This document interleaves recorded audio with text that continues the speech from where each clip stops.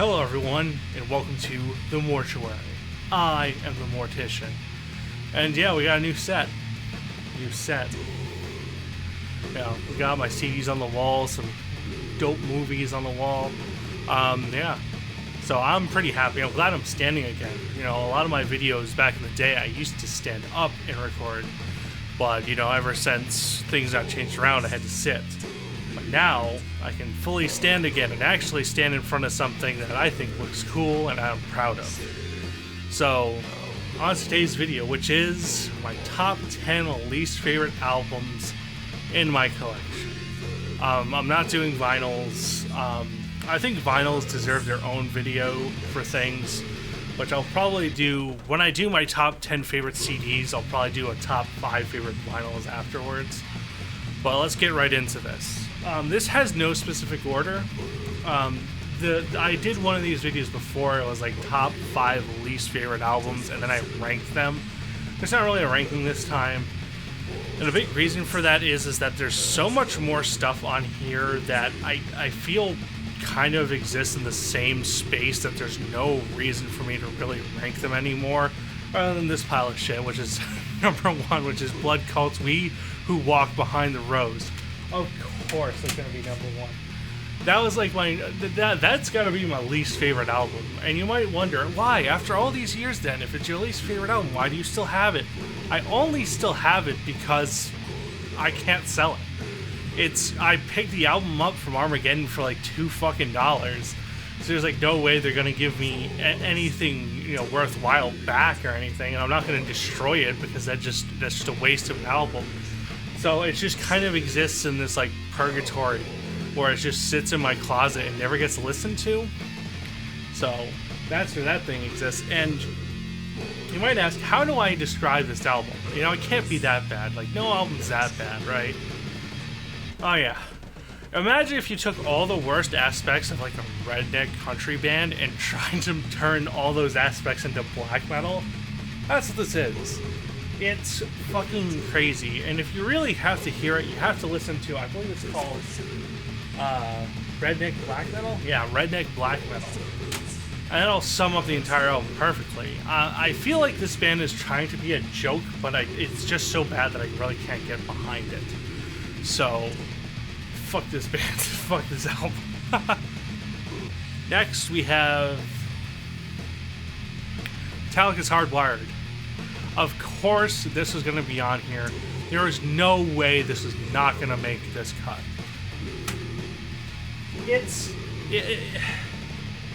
The problem I have with Metallica, a lot of people love their early stuff. I like Ride the Lightning. I think that's their best output, but you know, is Ride the Lightning.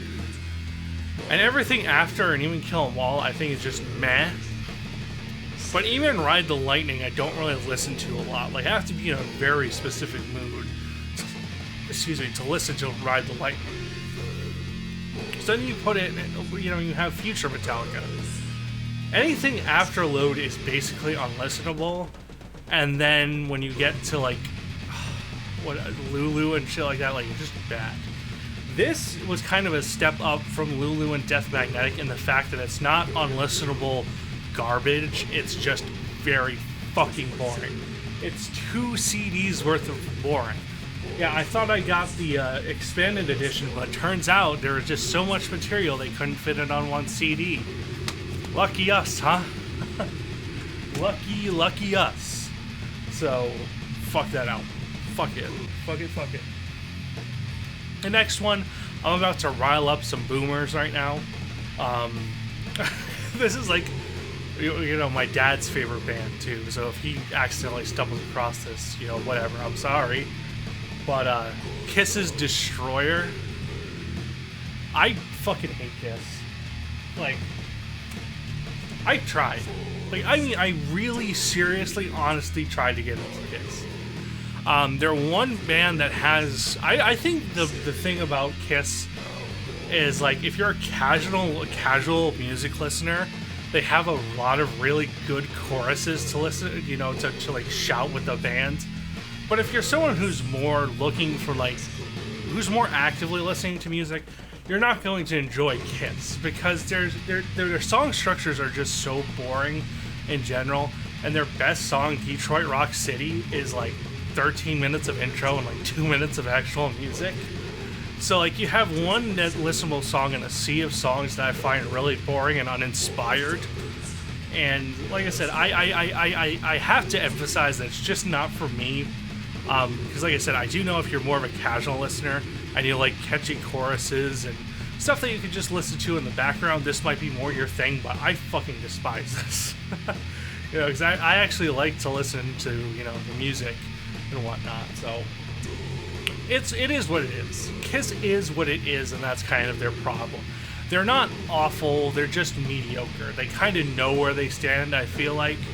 And even their, I wish I could say the fans knew where they stand, but my dad being one of those Kiss fanatic people, I don't think he does. So, let's move on. I know I'm going to get a lot of shit for owning this album, but it is what it is. That's Black Veil Bride's self-titled. Now, in my defense, I didn't really know what I had when I purchased it, but there's a little bit of story to go with this, which is why I own this. So, when I was younger, you know, you've probably heard me say it a million times, actually, before I go into the younger days thing. I was born to metalhead parents and blah, blah, blah. 100% true. My dad listened to stuff from, like we were talking about how he listened to Kiss. He used to listen to, like, Slipknot and Slayer and Metallica and Pantera and all this other stuff, and that's kind of where my taste for metal kind of started. But my taste for metal really didn't grow until I met my friend. When I met my friend, our tastes were about similar. We were listening to a lot of Judas Priest, listening to a lot of Dio and shit like that, so we were in the same headspace in terms of metal when we had met, and our tastes had matured together, right? Well, the thing is that our taste at a certain point became kind of divergent. We still listen to a lot of the same bands and still listen to a lot of the same music, and I do consider him to have a good ear for music. However, there's things like this where I don't agree at all.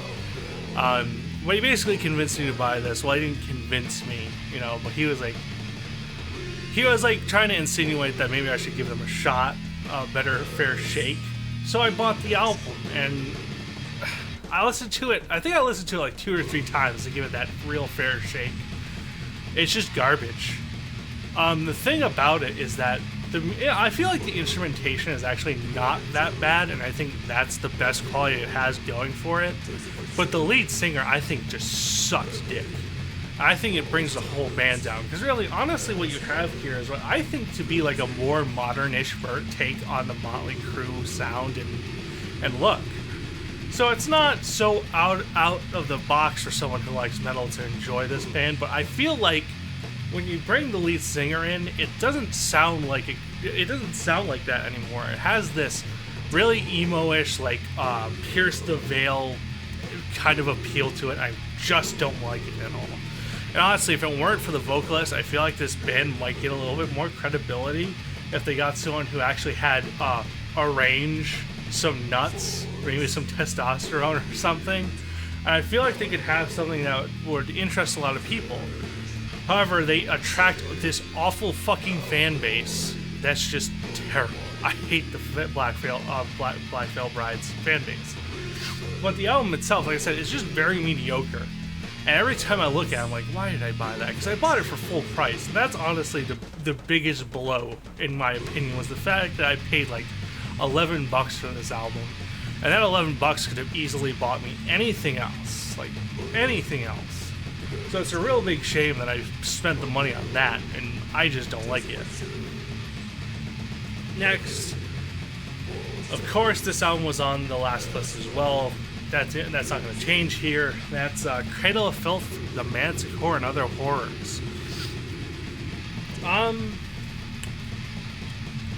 There's not really anything to say about this album other than it's just shit. Cradle of Filth, for a long time, ever since After Midian, a lot of people argue, I would say Amphetamine is okay, and so is Bittersweet's to Succubi. But after Midian, they kind of started adopting this really god-awful, poppier sound that I just that doesn't jive with a lot of people. And this kind of also does the same thing, but it's just so fucking bad. Like, when I got this album, I should say, because I didn't buy it, my friend did, but when I got this album, I was like as into Cradle of Filth as anyone could be. I had pretty much all of the albums from, I think it was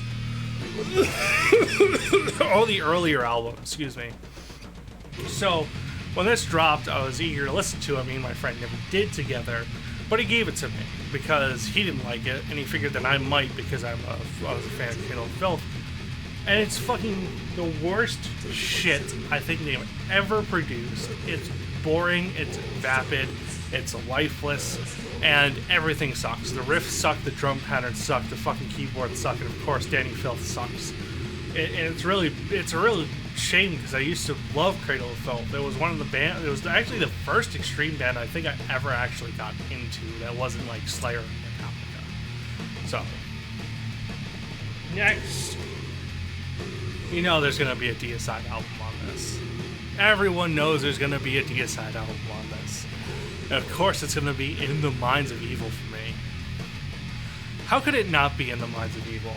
This is also an album that was given to me by my friend. He ordered this, but he realized that there was a version with a flag that came with the album cover on it. Which I'll admit, the album cover looks really cool, I think, and I think the flag looks cool. He's got it hanging up in his bedroom, and I think it looks really cool. So I'll give him credit for that, but the album fucking sucks. Like, really bad. And it should be obvious because it's post-Hoffman Deicide. But you don't really know how... I couldn't possibly put into words how bad it is. It's one of those things. It's so... I wish there was a more powerful world than boring or banal or something like that. Because it's like... It transcends that. It's like... My friend has a term that he likes to describe. He calls it wallpaper music. And what wallpaper music is, in his definition, is basically music that you can just zone out to, forget you're fucking listening to because everything blends together and everything is so boring. Yeah, that's this album. That's this fucking album. There's no good riffs on it. There's no good solos. The lyrics are fucking hilarious.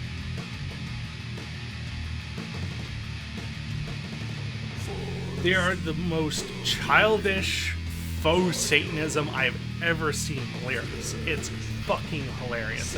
Next, there's another band that a lot of people like.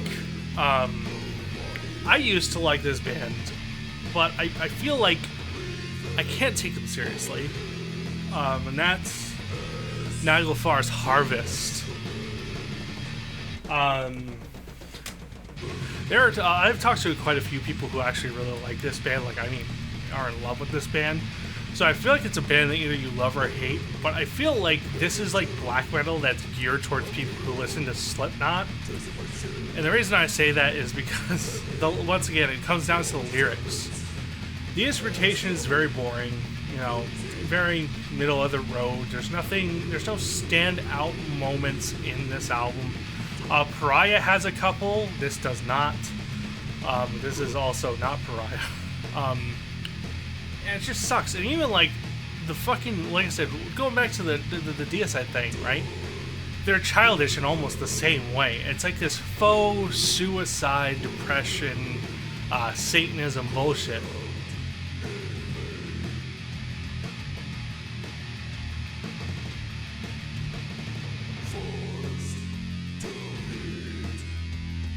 The whole album is written exactly like that. It's like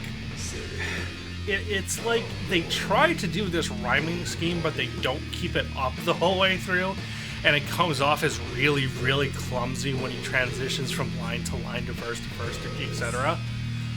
It's very, very bad. Once I found out the lyrics for this album, I really, really, really hated it. I'm also gonna catch shit for this album. I'm also gonna catch shit for the next album too, so, whatever.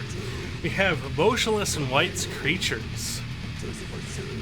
You might ask, Morty, what the fuck are you doing with this album? Why do you own this? The the answer to that question is simple. It was $1. I wanted to relive my teen years. That's all it was. It was a buck at an antique store. I bought that. I bought Minion, and I bought one other thing. And I bought that mainly because when I was younger, like 12, 13 years old, I really liked the album, specifically the song Abigail and Immaculate Misconception. So I bought it and I listened to it a couple times. I've actually listened to it a lot while I've owned it because I was like mystified as to what I liked about it. So it's kind of like a car wreck where you kind of like, you know, you're going by and there's like this guy who's like just is cut in half. His like arm is over there. His fucking head's like over there, and you just can't help but to look, even though it disgusts you. That's kind of how this went, where I was like, what the fuck is this, and what the fuck was wrong with me? And that's what that album is. It's just super generic metalcore, but the lyrical themes are all vampires. But it's all like those. It reminds you a lot of like the Twilight vampires, more so than, you know, like a Helsing or a Legacy of Kain or something like that, or even like just a normal Dracula. It's very bad. There's not really much to say about it because it's just piss poor. A lot of these bands around the time were like that. There was Motionless in White, there's Pierce the Veil, Sleeping with Sirens, and all this other shit that came out that I all tried and I hated, but for some reason when I was younger, this kind of clicked, and I don't know why. I don't know what was special about this band to me at the time. I think the justification that I used to use was that Chris, the lead singer, was pretty real with himself. Like, he was one of the first people I ever heard back in the day who said shit like, well, while music didn't save your life, blah, blah, blah, and, you know, you shouldn't say that and whatnot. It was, so I viewed him as being real, and I think that was one of the reasons that I listened to the band, was more so for the views of the lead singer rather than for the music itself. But I feel like that'd kind of be a cop-out because I actually did listen to that album a lot, and I did think it was a bop. So, Nightwish, Oceanborn. Now, it was $1. It was another band that I was like, oh, I'm kind of interested in when I was younger, and that's pretty much all it was. I do have to say, out of everything we've listed here, I think Oceanborn is like the best thing, and the reason that I say that is because if you look at it as a metal album, then it's fucking terrible. Because it's not really metal, it's more like more operatic rock. But if you look at it like that, it's not terrible. But even still, it's not good. If you catch my drift, it's very middle. It's very mediocre, but I very much prefer this one over all the other shit, especially the newer shit that they ended up releasing.